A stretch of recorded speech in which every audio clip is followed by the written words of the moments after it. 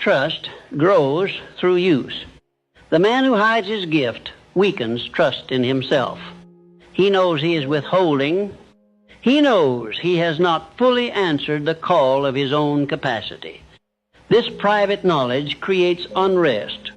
It may appear as dissatisfaction, envy, or bitterness toward those who are rewarded for abilities no greater than his own. But envy is misdirected instruction. When you resent another man's reward, ask whether he has placed his ability into service more boldly than you have. He may not possess your depth, but he may possess greater willingness to be seen, judged, corrected, and used. That willingness has value. The world rewards delivered service. It does not reward silent superiority. Do not become one of those who take refuge in the thought that they are misunderstood. It is possible to be misunderstood. It is also possible to be unexpressed. Make certain which condition is yours. If your work has not been shown, it cannot be valued. If your idea has not been organized, it cannot be supported. If your skill has not been applied, it cannot be trusted. If your judgment has not entered decision, it cannot become authority.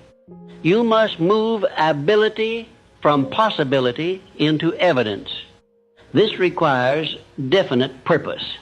Hidden ability often remains hidden because it has no appointed channel. The mind contains many interests, many talents, many possibilities, but no chief aim strong enough to organize them. The man says he can do many things, and that may be true. But because he has selected no one direction, his ability remains scattered. It never becomes a force. Ability without direction is like water spread over a field. It may be present everywhere, but it turns no wheel. Concentrate it. Choose the service through which your ability will be made useful. Choose the field in which it will be trained, tested, and improved. Choose the problem it will help solve. Once ability is given a channel, it begins gathering power. The world pays not for ability in general, but for ability applied to a definite need. A man may be intelligent, but intelligence alone is too vague to command reward. What can that intelligence improve? What confusion can it reduce? What system can it organize? What product can it create? What relationship can it strengthen? What loss can it prevent? Reward follows usefulness. Usefulness begins when ability meets need. Do not ask first, how can I be noticed? Ask, where can I be useful in a way that reveals what I carry? This question protects you from vanity. It changes the aim from display to service. The man who seeks only to be noticed may become noisy. The man who seeks to be useful becomes valuable. Value creates attention of a higher kind. People may first overlook useful ability because it is quiet. Continue anyway. The proof of usefulness accumulates. One person helped becomes a witness. One problem solved becomes a record. One promise kept becomes reputation. Over time, evidence speaks louder than announcement. But do not hide behind humility. False humility is often fear dressed in moral language. A man says, I do not wish to promote myself, when the truth is that he fears judgment.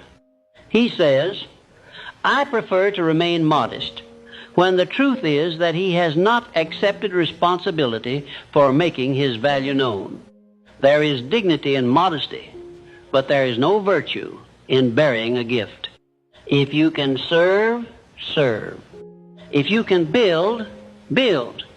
If you can teach, teach. If you can organize, organize. If you can lead, accept the burden of leadership. Ability is not given merely for private satisfaction. It is given as responsibility. To hide it indefinitely is not humility.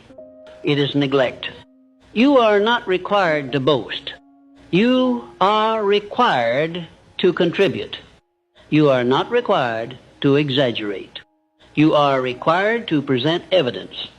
You are not required to demand reward before value is delivered. You are required to deliver value so clearly that reward becomes reasonable.